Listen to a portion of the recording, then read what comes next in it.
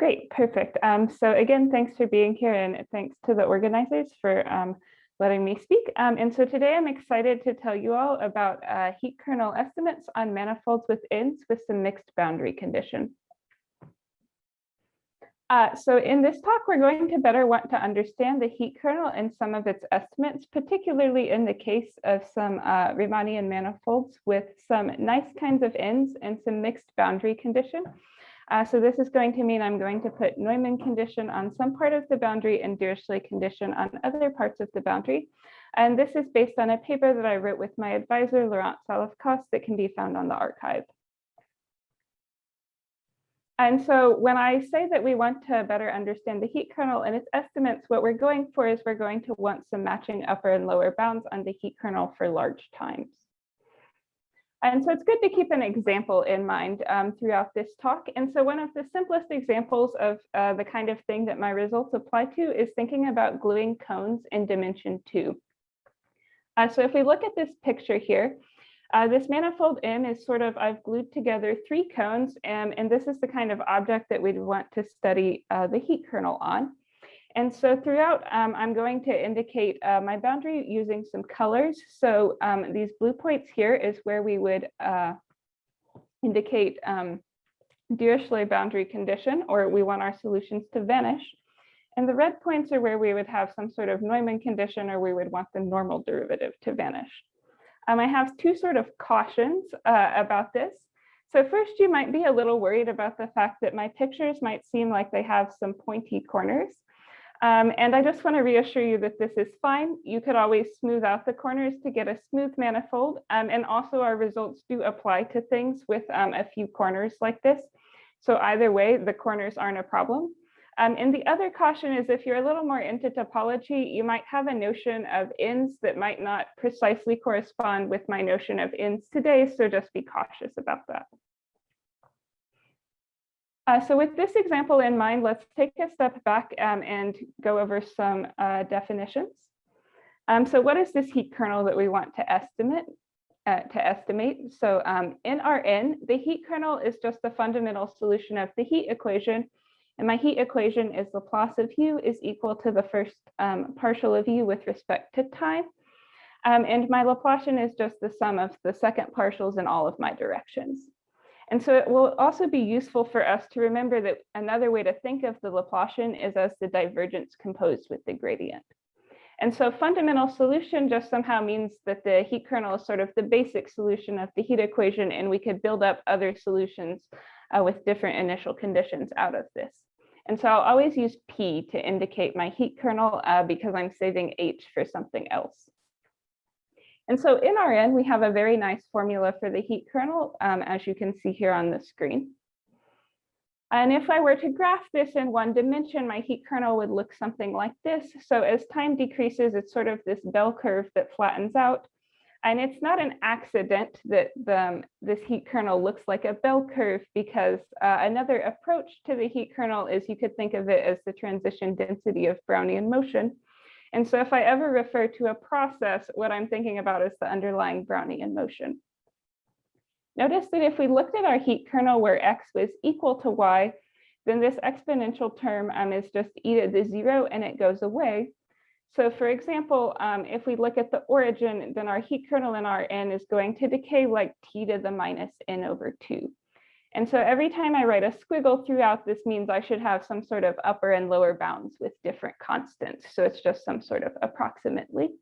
And for simplicity, when I share my results later, there'll be more of this form of just looking at the same point. So now let's take everything up to a manifold. So I'm going to let capital M denote a Riemannian manifold, so something that looks locally Euclidean. And it should have boundary delta M, so the boundary should look locally like half space. And so this Riemannian manifold comes with a lot of other objects. So first we'll use D to denote the Riemannian distance. And I'm going to assume that this capital M is complete with respect to the metric that this distance generates. We also have a Riemannian measure on our manifold dx, but I'm going to allow us to change the measure a little bit. So I'm going to take some positive function sigma that's smooth on my manifold, and where I'm actually going to consider everything with respect to a weighted measure mu. So mu is you just weight your underlying Riemannian measure by this function sigma. The advantage of this is that it broadens the class of results of examples that our results can be applied to. And this idea of changing the measure is also a little inherent in the proof. And so somehow the main objects from these slides are we now have a metric measure space, we have a notion of distance and a measure with which we can integrate against. So if I want to study a heat kernel on a manifold, we need to know that this thing exists. And so we need to know that there's some notion of a heat equation on the manifold. And for that, we need to know how to put a Laplacian on the manifold. So it turns out that it's possible to define notions of gradients and divergence on the manifold. And once you have that, you can just define your Laplacian to be divergence composed with the gradient, just like in Rn. And so this Laplacian will make the most sense for smooth functions on M minus its boundary, so something that's just locally Euclidean everywhere. And notice that because I've changed my underlying measure a little bit, the divergence is actually going to depend upon that weight, and therefore so does the Laplacian. So if you're familiar with manifolds, this Laplacian is maybe slightly different from the standard Laplace-Beltrami operator that you usually think about on a manifold. And so once you have this notion of Laplacian on the manifold, you could have a notion of heat equation, and then you could derive a heat semigroup, solve the heat equation, and get a heat kernel. Now, on all of this slide, I wasn't saying anything about boundary conditions. In fact, it's actually somewhat technical to get notions of Laplacian and heat kernels with various boundary conditions in this kind of setting. However, there's a more abstract theory of Dirichlet forms, which is basically going to say that we can still find a heat kernel even when we impose certain boundary conditions on the manifold. And so now that we know that we have these heat kernels on manifolds, a natural question to ask might be, when does the heat kernel on this manifold look like the heat kernel in Rn? So the heat kernel in Rn, again, we have this formula. And I'll say that something looks like the heat kernel in Rn, or that something satisfies two-sided Gaussian bounds if we have this kind of upper and lower bound on the heat kernel of our manifold. Notice there's two terms here. We have an exponential term of some sort of distance squared divided by t, just like in the case for Rn. And then out front, we have some kind of volume term. And so notice that in Rn, the volume of a ball of radius square root of t is approximately t to the n over 2. So this volume is appearing here in the formula for the heat kernel on Rn. And so here, all of these c's are just different constants, and we have constants both outside and inside the exponential. And so there's many examples of manifolds where these kinds of two-sided bounds hold. The most obvious one is Rn, which is what this is based on. Some other examples, a famous result of Li and Yao says that on any complete manifold with non-negative Ricci curvature, this kind of bound holds. And there's lots of other examples. But today, I want us to think about some cases when these two-sided Gaussian bounds do not hold, which is a situation we generally know much less about. And so the idea is that things that can cause these estimates not to hold are things that make it harder to move around our manifold. So for example, any kind of killing at the boundary or Dirichlet condition, you might think that the upper bound of that two-sided Gaussian estimates shouldn't hold. And the other idea is if you have pieces or ends that you've glued together and it's sort of hard to get from one area of your manifold to another area of your manifold, you have this bottleneck effect, which again should make your heat kernel smaller. And so the key ideas of my results and the ideas that we're approaching here is we want to start with some pieces with these nice two-sided Gaussian estimates, and we want to glue them together to get something that globally will not have these two-sided Gaussian estimates. But we hope that we can still find such an estimate or some kind of heat kernel estimate on this space. And then somehow the Dirichlet boundary condition is a little bit hard to deal with, so we need some way to make it go away or to treat it.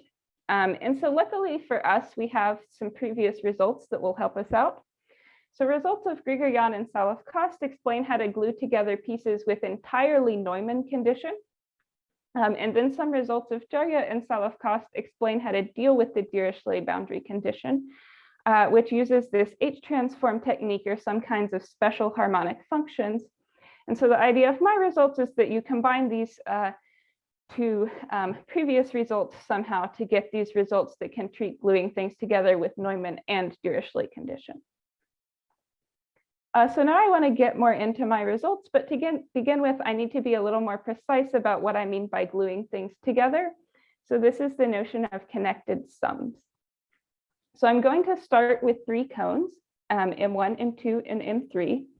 And if I overlay them, it's something like this. So maybe a reasonable way to glue these 3 cones together would be something like as shown on the right. And so this would be our connected sum. And so the idea of this is you could take some compact set K in the middle. And if you delete this set K, you should get some sets E, where say E1 should be isometric to M1 minus a compact set. So written more formally, this is the definition of a connected sum, which matches up what my pictures were trying to show. So we say that M is the connected sum of M1 up through MK. If M is this disjoint union, so if I remove K from M, then my connected component should be these E1s up through EK, and each EI should be isometric to the MIs that I started with minus some kind of compact subset. And so this is the notion of gluing that I'm talking about. And so now we need a notion of boundary condition. So let's start with some complete manifold that's a connected sum. And then the idea is I just want to delete some portion of the boundary, and that's going to be the part where I impose Dirichlet condition. So here, omega consists of this light red interior and these red boundary points here, and the red points are where we have Neumann condition. And these blue points are like where I'm going to put Dirichlet condition, and they no longer belong to omega. So the point of looking at M versus omega is just that omega is somehow encoding where I'm putting the boundary condition, whereas M is not. And we could have this same notion of ends. So if I remove the compact set K from omega, then I get these ends, which I'm going to denote with U's, and the U's just encode the boundary condition. So here U1 is exactly the same as E1, except for U1 doesn't contain any of this boundary because those are points at where I've put Dirichlet condition. So now we have a notion of boundary condition, and now we need some hypotheses to try to estimate the heat kernel on omega. And it turns out we need to know a lot about what we started with. So we're going to assume 2 things. So the first assumption is that the heat kernel on these manifolds I glued together on all of my ends satisfies a 2-sided Gaussian estimate. So basically this means we know what the heat kernel looks like on the ends, on the pieces we started with. And then the second hypothesis is more technical. So I'm going to not get into this too much, but somehow we need the geometry of our ends, especially after we've removed the Dirichlet boundary, to be somehow nice.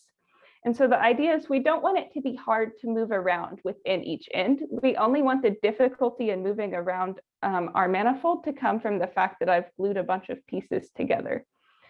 So this is somehow what this hypothesis here is guaranteeing us. And so both of these hypotheses are just saying we start with some really nice ends. And so this leads to our conclusion. So a simplified version of our theorem says if you're in this setting of these connected sums with these hypotheses, then for any time bigger than 1 in any point O that's fixed in this center or this middle compact set K, we get this following estimate on our heat kernel at this center point. So I haven't told you what this quantity is, but the idea is that V min is some sort of minimum volume and H is some sort of harmonic function. And so notice that this is not really the same as a 2-sided Gaussian estimate would give us. In that case, we should just have a plain volume of the manifold at some sort of ball of radius square of T. But here I have both a minimum volume and it's depending on some kind of harmonic function. And so this result is just simplified for the purposes of this talk. And our full theorem is much more powerful, and I could give you an estimate on the heat kernel for any positive time and any x, y, and omega. And so the idea of the proof is sort of as I've stated before. So we have some results of Grigoryan and Salov-Kost that explain how to get heat kernel estimates when you only have Neumann condition. And then we have other results that explain how to deal with Dirichlet boundary condition when you have some sorts of uniform domains. And then our results are developing techniques that allow us to apply these previous results. So for the last few minutes of the talk, I want to explain what happens to that example that I showed at the beginning. So let's recall our estimate. So for a fixed point O in the middle, we have this estimate here. And now I'm going to explain a little bit about what this V-min is. So there's a definition of this, and if you do some computations, you can get that it's approximately this quantity here. So I'm going to fix a bunch of points OI in each of my end. You can think of them as being near to the middle. And then this VI is just measuring the volume of a ball of radius square root of t in this end I. And then I have this H appearing. So it's some kind of positive harmonic function that's a little bit special. And so I might call this sort of thing a harmonic profile. And so I'm squaring it and I'm evaluating it at some kind of special points. So these special points are sort of distance of square root of t from the middle and from any Dirichlet boundary. So they're just sort of nice and well inside of our end. And then I take a minimum over all of the ends. If we want to compute this estimate, we need to know two things. We need to know the behavior of this global function h, and we need to know the original volume of each end. And so luckily we have a theorem that will help us out with knowing the behavior of this global function h. So as long as you're in this setting above and you have some Dirichlet boundary condition, then this global harmonic function h exists, which is good since I've been using it. And each end, this global function is going to behave like some sort of harmonic functions inside the end. So the upshot of this is that in order to compute this global object h, all I really need to know is something about harmonic functions on each of the ends, which is good because we know very little about this whole global object where I've glued things together, but we made a lot of hypotheses about our ends. So if we want to apply this to my example with some cones, we need to know what this profile is for a cone. So if you have a cone here, and it has width alpha, and it's located sort of at level phi above the x-axis, and we put Dirichlet condition on both sides, then it's known that in polar coordinates r and theta, the profile for a cone looks like this. So we have r to some power, and then this sine function is what's going to guarantee that this function should vanish at these Dirichlet boundary condition points. And so if you fix an angle, so if you're on some sort of fixed ray here, this sine is basically constant, and this thing grows like r to the pi over alpha, which is just what this slide says. So let's return to our example from the beginning. Let's denote my ends by u1, u2, and u3, and we're going to consider this map, which takes the ends its input. So if my cone has Dirichlet condition on both sides, like this cone u1 up here, I go to 1 plus pi divided by alpha I for that end. And if you have both boundary conditions, so for example, this cone has Dirichlet condition on one side and Neumann condition on another side, then we're going to take us to 1 plus pi divided by 2 over alpha I. So with this map, our heat kernel estimate for the three cones, we can say that PT of OO behaves like t to the minus a, where a is sort of the minimum value from this map. And so here the one is if you have a ball of radius square root of t in R2, that has volume approximately t to the first power, which is where the 1 comes from. And this pi divided by alpha I was coming from our harmonic profile for the cone, which we saw a few slides ago. So again, this is our heat kernel estimate for this kind of cone. And so if they all had Dirichlet condition, you would see that pi divided by alpha I is smallest for the biggest alpha. So that would say that the fattest cone would be the most important. The idea is it would be hardest to die there. But in this case, where you have some Dirichlet and some Neumann condition, it becomes a little more complicated to tell which cone matters the most. And so, of course, we could do this in more dimensions and with more cones, and I could give you more precise estimates based on the location of the points. But one thing to note is that in dimensions higher than 2, computing this profile for the cone would become much more difficult.